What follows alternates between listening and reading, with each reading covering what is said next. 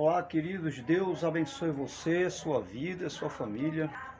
Nós estamos aqui de volta com a nossa aula e desta feita eu estou aqui bem numa área aberta, né, como você vê, que é a área da minha casa, pela graça de Deus, e um lugar bem harmonizado com a natureza, né? Como você pode ver, tem plantas aqui, ó. E eu fiz isso exatamente de propósito, justamente porque a nossa aula hoje, a aula do curso básico de teologia pelo IBADEP, ela está ligado à vida de alguns profetas, e são exatamente os profetas maiores, essa é a disciplina do curso Profetas Maiores. E nós vamos estar abordando sobre 5 livros que está inserido nos profetas maiores. E aí você já sabe, não precisa explicar, profetas maiores não porque eram melhores do que outros, ou porque galgavam uma posição melhor do que os outros profetas que se consideram profetas menores na classificação dos profetas do Antigo Testamento. Mas é justamente pelo fato de seus escritos serem escritos longos, escritos de muita repercussão no que diz respeito ao contexto, né, dos seus escritos. E por essa razão, por esse motivo, eles são considerados como profetas maiores, certo? Mas essa é a única razão, porque seus escritos são escritos longos. E o outro motivo também, não podemos deixar isso de lado, é o fato de que eles são profetas que transmitem uma mensagem oral, mas também transmitem uma mensagem escrita. Eles registraram seus escritos. E por falar nisso, eu quero abordar, antes de propriamente falar a respeito dos livros dos profetas que serão mencionados nessa disciplina de profetas maiores, que temos, exemplo, o profeta Isaías, o profeta Jeremias, o livro de Lamentações também, que tem a autoria de Jeremias, e Ezequiel e também Daniel. Esses são Isaías, Jeremias, Ezequiel e Daniel, os 4 profetas maiores do Antigo Testamento. E, é claro, fazendo distinção dos seus livros, porque os seus livros são 5. Jeremias é autor não só do livro de Jeremias, mas também autor de Lamentação. Então, nesse sentido, nós estaremos abordando alguns aspectos gerais dos profetas maiores. E, a princípio, eu quero abordar com você a questão específica do nome, profetas. O que é profeta? A designação, você já sabe, só para a gente lembrar que a designação profeta, ela está ligado à expressão atalaia. E atalaia significa aquele que vigia, aquele que está atento. Atalaia significa aquele que está vigiando uma cidade, aquele que também transmite uma mensagem à cidade. De sorte que a sua mensagem é uma mensagem de alerta, é uma mensagem que transmite um princípio estabelecido com critérios de alguma autoridade, ok? E é claro, esse critério estabelecido pela autoridade é a autoridade soberana de Deus.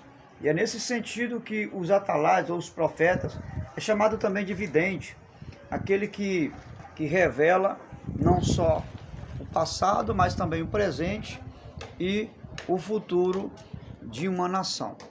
Então, a princípio, eu quero destacar a designação do profeta, que você já sabe.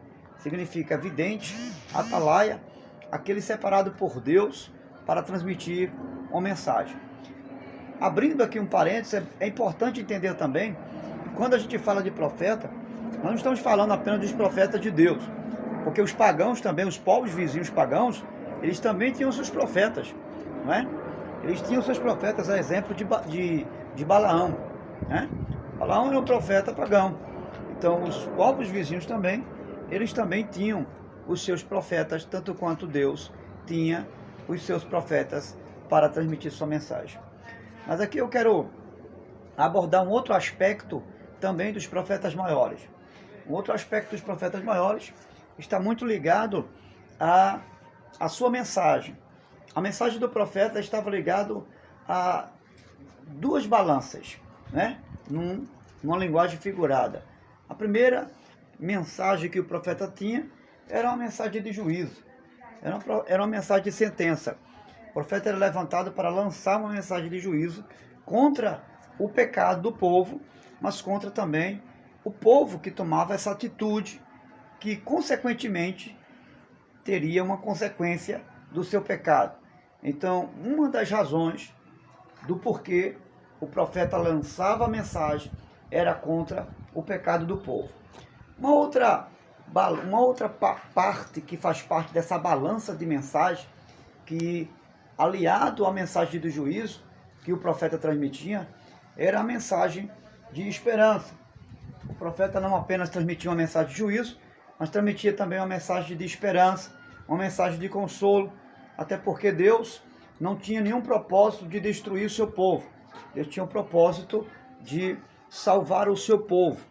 E nesse sentido, Deus não só transmitia uma mensagem de juízo, mas também transmitia uma palavra de esperança, se assim o povo se arrependesse dos seus pecados.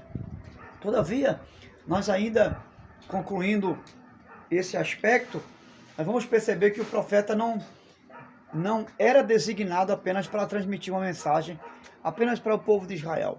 Eu falei na aula anterior sobre 4 pontos específicos a respeito dos profetas maiores.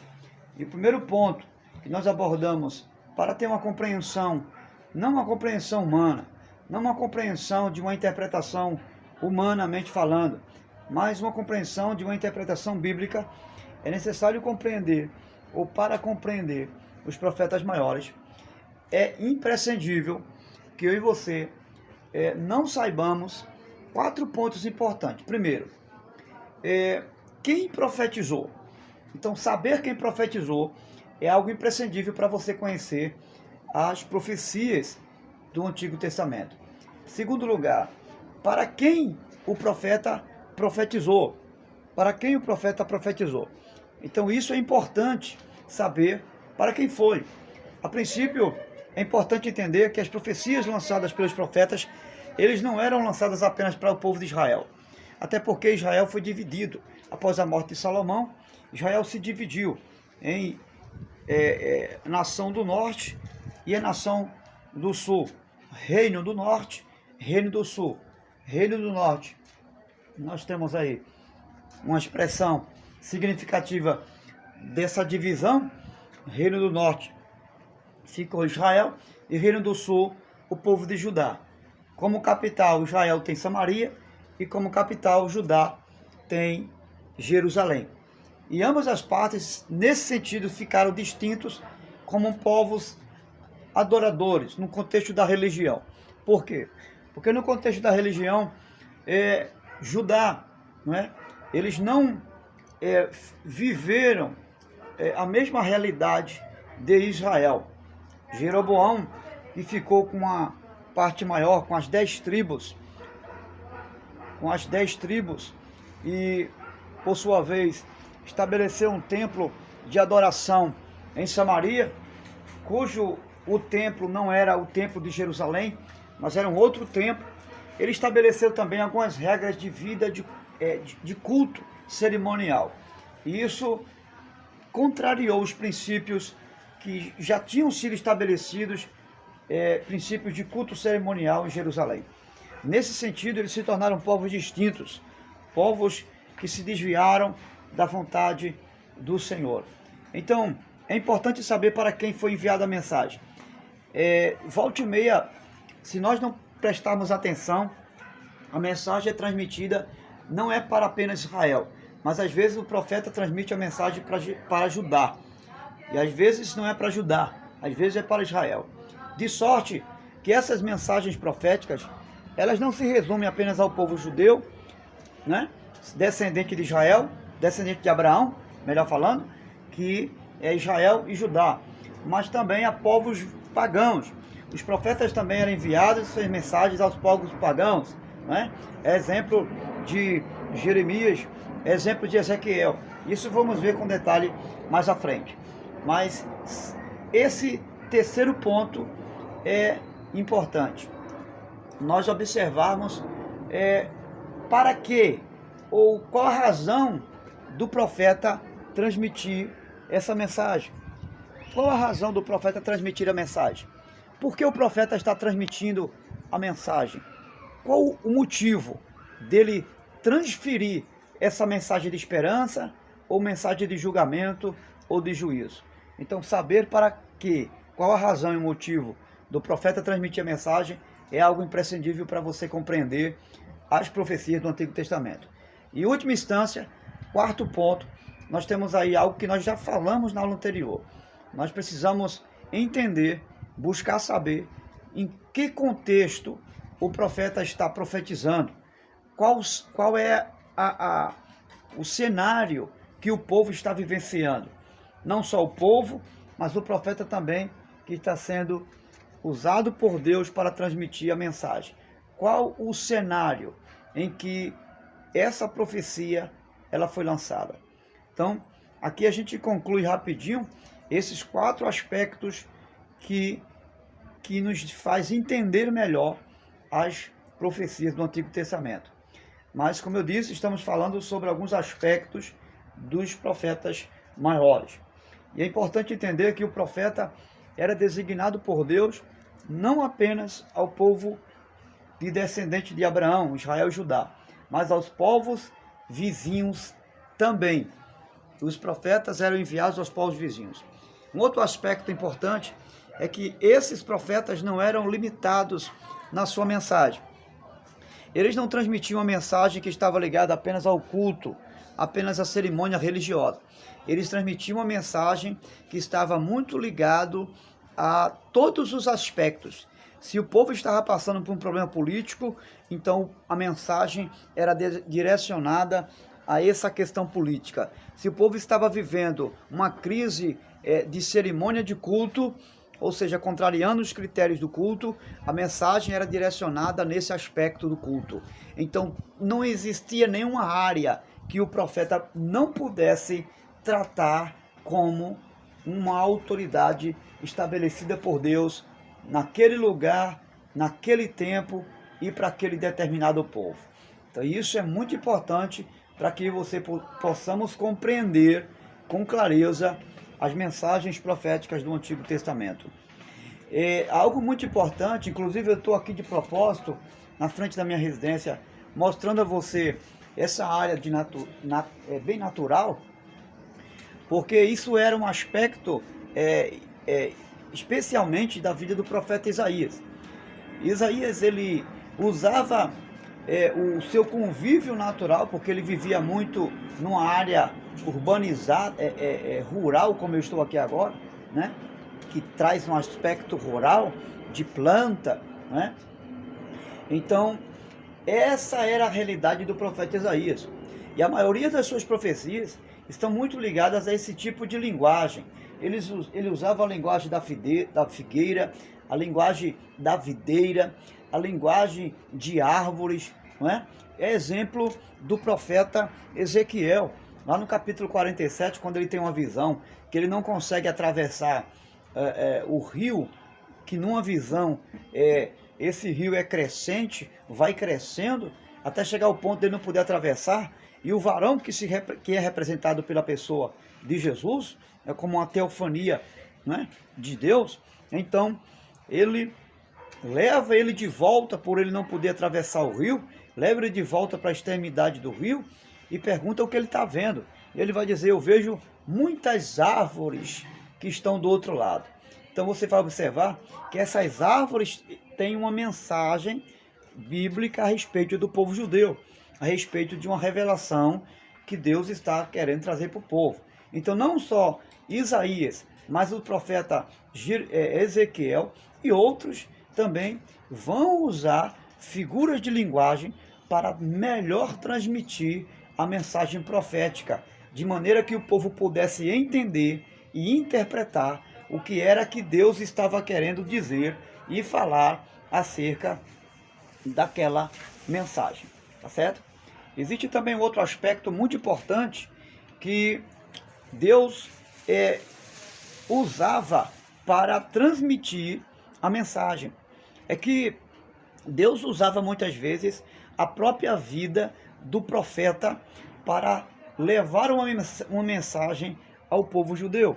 Por exemplo, quando Deus queria transmitir uma mensagem usando a vida do próprio profeta, a exemplo de Jeremias, certa feita ele chegou para Jeremias e disse: Jeremias, vá a uma loja, compre um vaso e chegue no meio da cidade, chame os anciãos, ou seja, chame as autoridades políticas, que eram as autoridades da época, e quebre o vaso no meio da cidade.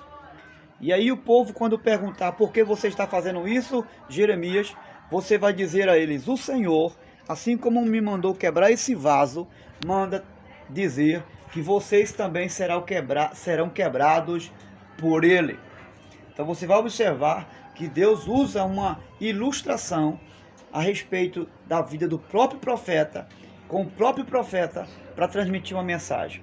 De outra feita, Deus mandou o profeta Jeremias pegar o seu cinto de couro, que estava sobre a sua cintura, e esconder numa rocha. E com o tempo, esse cinto apodreceu. Deus de novo mandou o profeta buscar esse cinto, colocar sobre a sua cintura e caminhar no meio da cidade. Quando isso acontece, o profeta pergunta por que ele está com esse cinto podre na cintura. O Senhor manda dizer: esse cinto podre que está na sua cintura é a vergonha que eu estou sentindo do meu povo por transgredir a minha palavra. Porque um cinto era um símbolo de honra para o profeta. E como Deus queria que o profeta sentisse o que ele estava sentindo, e que essa lição pudesse ser transmitida através da vida do profeta, Deus manda o profeta colocar um cinto podre, ou seja, a sua própria vergonha sobre a sua própria vida. E isso fazia o profeta sentir a vergonha que Deus estava sentindo diante dos muitos pecados do povo. Então, são aspectos importantes que nós precisamos entender quando Deus estava desejando transmitir uma mensagem usando a vida do próprio profeta. Um outro exemplo bem claro é a vida do profeta Oséias. Deus manda Oséias buscar uma mulher num prostíbulo e se casar com ela. E quando Deus manda fazer isso, Deus está justamente fazendo uma representação da situação em que se encontra o seu povo, Judá. Estão debaixo de pecado, estão se prostituindo. A vida do povo era representado pela vida dessa mulher. Mas o Senhor manda Oséias fazer isto. Oséias casar-se com essa mulher. E o contexto vai dizer que de dia ela ficava com Oséias, mas de noite ela voltava para a vida de prostituta, as noitadas da vida. Deus estava revelando que o povo estava vivendo dessa forma. De dia adorava o Senhor, mas de noite adorava os deuses pagãos. Estava dividido. Deus estava severamente levando uma mensagem através da vida do próprio profeta. E as muitas outras mensagens seguidas a respeito disso, você é conhecedor. Mas eu quero ainda me adiantar, dando um outro aspecto a respeito dos profetas maiores. Quando um profeta era levantado por Deus para identificar, para autentificar a sua mensagem, ele usava uma expressão que muitos de nós conhecemos, a exemplo de Isaías. Os primeiros capítulos do profeta Isaías, quando você lê, você vai observar que existe uma expressão muito significativa que ele vai sempre usar: ai de vós, ai de vós, ai de vós. Essa expressão significa uma mensagem de juízo, essa expressão significa uma mensagem de julgamento, quando Deus quer usar o profeta para designar uma sentença, ou um momento de pecado que eles estão vivendo. Então o profeta leva essa mensagem, expressando essa palavra ai. Esse ai é uma expressão de maldição, é uma expressão de condenação. Uma outra expressão que os profetas usavam para designar a autenticidade, a veracidade e a autoridade das suas profecias era: assim diz o Senhor. Ou seja, o que eles estavam falando era em nome do Senhor. Eles vinham debaixo da autoridade do Senhor. Isso designava e autentificava a veracidade e autenticidade da sua mensagem.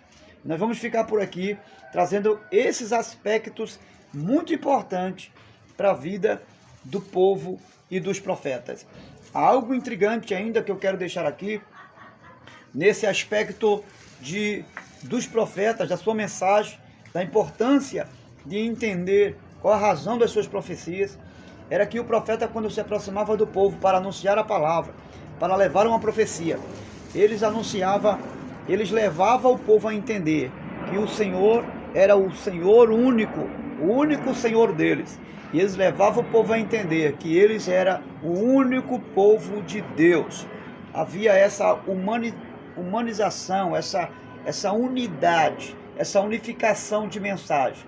Ao mesmo tempo que eles revelavam o Senhor como o único Deus desse povo, eles revelavam também esse povo como o único povo do Senhor. E deveria obedecer, e deveria se submeter à mensagem do Senhor. E, dentre outros aspectos, nós vamos finalizando aqui.